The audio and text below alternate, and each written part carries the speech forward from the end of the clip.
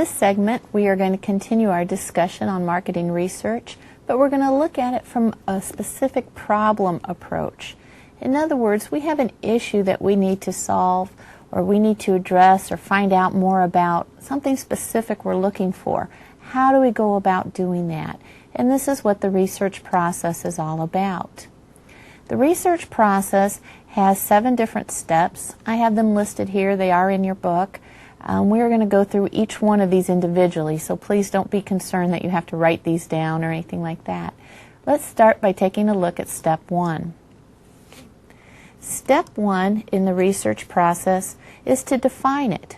What is it we want to do with this process? What kind of problem are we looking for? So we're really setting some objectives. It is important to set these objectives because it keeps you on course. What you'll find as you start doing research is that it's very easy to find information that's interesting, that's nice to know, and you can start going off on tangents exploring that nice to know information. We want to avoid that. We want to make sure we're spending our money wisely. As I said at the end of the last segment, research is extremely expensive. So we need to be cognizant of that and be very good stewards with that resource. So we want to make sure we're staying on course. So our objectives should be set. What is it we're trying to accomplish? What specifically are we looking for? Who are we looking for in that information? Where are we going to get it from? Are we looking for our target market? Are we looking for people who don't like our product? Are we examining a whole new area? For example, maybe we're involved in consumer marketing right now and we're considering going into industrial. So what group of people are we interested in getting this information from? That's our population of interest. We also have to understand the environmental context. In other words, is this going on during a time of the year when people are very stressed out, say Christmas time? There's a lot of stress, time commitments. The last thing people will do is cooperate with research at that point. Is there things going on in the economy where people are going to be very negative about new products, about risking money, and therefore any kind of survey results are probably going to be skewed because they are biased based on the current economy. So those are just some examples of what we're looking for with the environmental context. The second step in the process is to actually design the research. How do we want to go about it? What kinds of approaches are we going to take? We will be making a decision whether to use secondary and or primary data. To get secondary data, you do secondary research. To get primary data, you do primary research. You should always do secondary research first. Okay, that should be a given. Secondary data is information that's already available. It was collected for another purpose. You can get it from a lot of different sources. You can get it from inside your own company, previous research you have done, your sales reports. That information may already be there. But you can also go outside your company and look online, as long as it's a reputable source, at government publications, journal articles. You can find a lot of information by looking at past research that's published. You want to be careful with secondary data, though. There are some problems. First of all, it may be out of date, so make sure you check to see if it's still timely for your needs. There may also be some questions about how this information was collected. So you need to know enough about research to be able to look at this and say, is this good stuff? Can I use this information? Or did they go about it in a weird way? For example, many years ago, I saw a commercial on TV where an aspirin company, who shall remain nameless, advertised that their product was chosen and preferred by 4 out of 5 doctors. Well, you know as well as I do that that claim goes on all the time. And I wondered, how could that be? So I wrote to the company and I asked to see their research. By law, they have to supply that to me. So I got their research study, which was way thick. And basically what it came down to, the way they collected the information is they set up displays in different stores of their product. And they had somebody standing next to it with a clipboard. And whenever anybody came over and looked at the product, touched it, picked it up, showed any kind of interest, they asked them what their occupation was. As soon as they had enough people, say doctor or physician, they could check it off on their list, their research was done. This information's not good information. You know, a lot of doctors went over to the counter and picked the aspirin that they like and they use all the time, but they weren't counted in this study. But the law says that you have to be able to back up your claim. It doesn't say it has to be scientifically valid. So we want to make sure that the information we use is good, solid information. Okay, if we cannot find information that fits our needs exactly, if it's out of date, if we're unsure about the collection methods, then we probably need to do some primary research in addition to the secondary. Primary research is research we collect ourselves for this specific purpose. And there's three main categories that we look at here. The first one we have listed is exploratory. And exploratory research is very open-ended. We probably talk to a smaller group of people, it's more informal. We're trying to get some guidelines on where should we go, what should we explore. An example of a technique that is used in exploratory research quite often is focus groups. With focus groups, we get usually 8 to 12 people together. We video record it. We have a coordinator who is overseeing the process. This person's usually strong in behavioral sciences as opposed to business. And their role is just to introduce questions and get the group to discuss it and to brainstorm with each other and react to each other's ideas. So we may bring up a question and it's the discussion that we're very interested in. This might be to get new ideas, or it may be to see if some new ideas we have would be accepted. An example is when I was a young mom with two infants, they were both in diapers, I received a phone call from a company asking some preliminary questions. I evidently met their qualifications and they asked me if I would participate in a focus group. The questions they had asked me were about what diapers I used, and at that point was using Huggy diapers, disposable diapers, and I was very loyal to that brand. So I guess staying home with my boys had kind of turned my brain into mush or something, and I thought that going into this focus group we would all just sit around and talk about how much we love Huggies. And that wasn't true. There was 12 of us there. 6 of us were very loyal to our brand of disposable diapers, and 6 were very strong environmentalists. So just think about that for a minute. There was built-in conflict from the get-go. This focus group was sponsored by Procter & Gamble, as they told us later on, and they were trying to develop an environmentally friendly disposable diaper. So they brought out product offerings, they asked us questions, they had different materials for us to test, and we couldn't agree on anything. So you kind of walk away feeling like, wow, I really let this company down, but that's not the truth. We saved that company a lot of money. That product was never on the shelf. Evidently other focus groups agreed with ours, and such a product was never developed. Now, a descriptive research, which is our second collection type that we could do there, descriptive is going to use large groups of people, look for common statistics. We may use questionnaires to do this. But the key here is that we're talking about a large number of responses that we're really trying to get. Who buys our product, why they buy our product, what influences them, etc. And the last one we have listed is causal.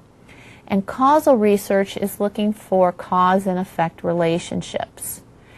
A common technique we use in causal research is experiments. We may set up like a test market, which is a type of experiment, where we control the variables of our product, of our packaging, of our pricing, of where it's being sold, and we see if the target market responds appropriately according to our strategy and our objectives. If not, we'll go back and change our strategy. And there's other types of experiments as well, but that's the most common type. Okay, so those are the first 2 steps. Now, if we have used secondary data, we could probably skip step 3. if we had good secondary data. However, if we have to collect primary information, this is what we need to spend some time talking about. We're going to have to go through some different ways of collecting it.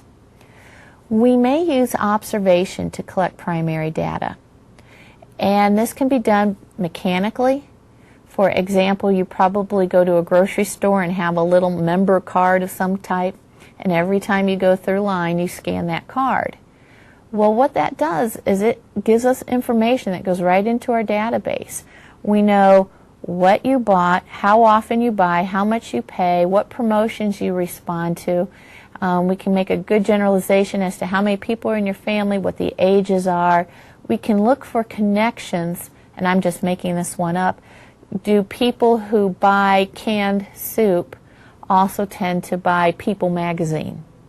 And if that's the case, we know there's a tie in there, and we may want to help some of our suppliers and say, you know, advertising in People magazine is a good thing for canned soup manufacturers. So we're looking for some connections there. So by using those scanners, that's the type of observations. Also, security cameras give us a lot of information.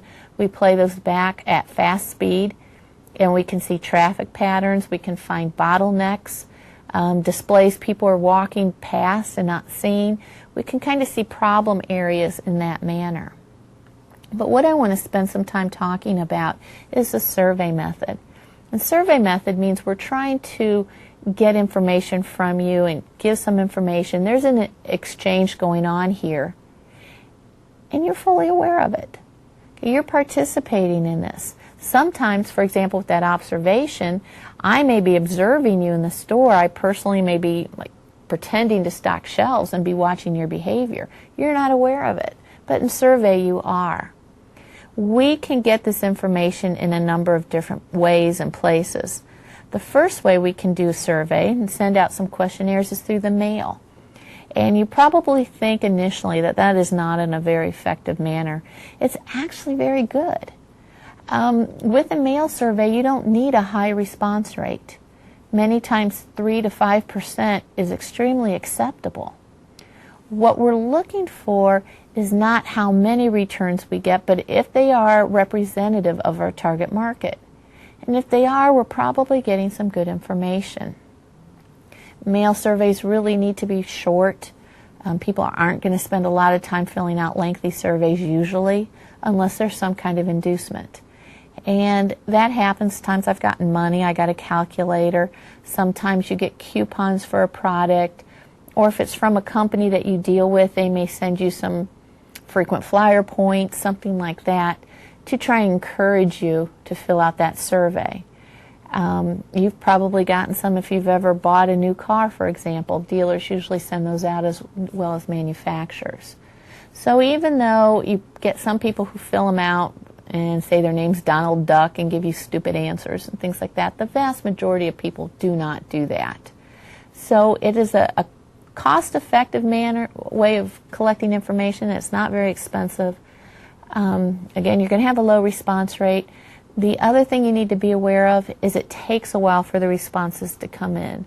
Most people don't go out to their mailbox, pull it up, say, oh boy, I got a survey, I can't wait to fill it out. And they run in their house, fill it out, and put it back in the mail. It usually sits around for a while before it's actually completed and mailed back in. So if you're looking for a fast response, you don't want to go with a mail survey. But if time's not an issue, it may work for you. Telephone surveys is another method we can use. With today's do not call list, it's really kind of put a damper on consumer telephone surveys. I encourage you to participate if you can. This is not a guarantee, this isn't official, but in my personal opinion, I usually tell the difference between a survey and a sales call depending on that introductory statement. If they say, I have a couple questions for you, it should only take a few minutes, it's probably going to be a sales call. The reason is a telephone survey is going to take a substantial amount of time. They have to find out your current behaviors, your predicted behaviors, your motivators. They have to get demographic information from you. It's going to take 10, 20, 30, maybe even longer. And what's more, they're going to tell you that up front. because they don't want you to start completing their telephone survey and then get tired and hang up in the middle. So they're going to tell you up front how long it'll take. So that's usually what I use as a judge. Telephone surveys are also very effective in the B2B market. It's a good way of getting information. Most companies are more than willing to participate. They know this information is going to benefit them in the long run. And to be honest, their research department's probably doing some as well. So that you're usually more likely to get cooperation, except you usually have to schedule an interview time to do that. You can't just call and expect to catch the purchasing agent, for example, available. You have to schedule that. Face-to-face surveys are very effective. It allows us to get very in-depth and really explore people's motivations and influences. We may do the face-to-face in people's homes, which does not happen very often anymore. But it could also be, for example, in a mall interview, what we call mall intercepts. And you've run into these people before. You go down the aisle there at the mall, your arms are full of packages, and somebody comes up to you and says, "Can I ask you a couple questions?" They ask you those questions and they say, "Okay, thank you for your time. Have a nice day." And you walk away. And it's funny, when you watch people walk away, they're usually all grumpy, like, "Why'd I do that?" Well, you know what? If they said thank you and you walked away, you're actually a loser. They rejected you. They did not want you. Depending on those qualifying questions that they ask you, they're looking for their target market, the population of interest. If you fit in that, they're going to take you into a back room and do things to you. And it's really cool stuff. They usually compensate you in some way. It may just be like $5. Wendy's, for example, is known for doing this. When they're bringing out new hamburgers or they want to test a new type, they'll do mall intercepts. And so when they take you in that back room, they have different types of hamburgers for you to taste. It's a very common practice, and it's actually fun to participate. So if you get that opportunity, I do encourage you to do that. The last type of survey method that we are going to discuss is an online survey, where people fill out the questionnaires actually online and submit them. Now again, just like the mail surveys, this is very cost effective. It is not expensive at all. Your response rate will probably be a little bit higher than the mail, but not significantly higher. But where you get a real advantage is the time element. Okay, those come back instantaneously and you get your results. The downside of an online survey is that there's a built-in bias. There is going to be a preference towards people who use computers regularly. So that can be okay as long as you're aware of it. Step 4 in our process is sampling, and this means who are we going to talk to. Your book goes through this pretty well. I'm not going to spend much time on it, but a probability sample means everybody in a population has a certain percentage chance of being chosen to be in the sample. A non-probability means we're looking for a specific person or type. And so not everybody has a chance of being chosen. We're really looking for something more specific than that. And it all comes down to our objectives. Our next step is to actually go out and collect the data. Many times we will hire people to come in and help us with that process because it can be pretty extensive. We will then analyze our results once we get them in. We are going to be looking to see if it's reliable, meaning if we did the study again, we'd get the same results.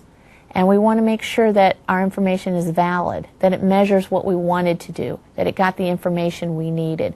And those are key components we're looking for, and software packages can tell us if our information is reliable and valid. Our last step then is to prepare the report.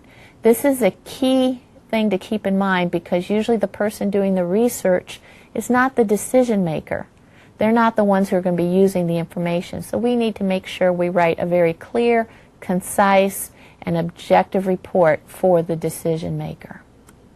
Okay, so in summary, we want to make sure that we are very ethical in our collection of data and also how we report it. We want to be very open and honest and objective. And even though I tried to stress it's important to do research in an organization can exist without research. but they're going to be missing a lot of opportunities. Have a good day.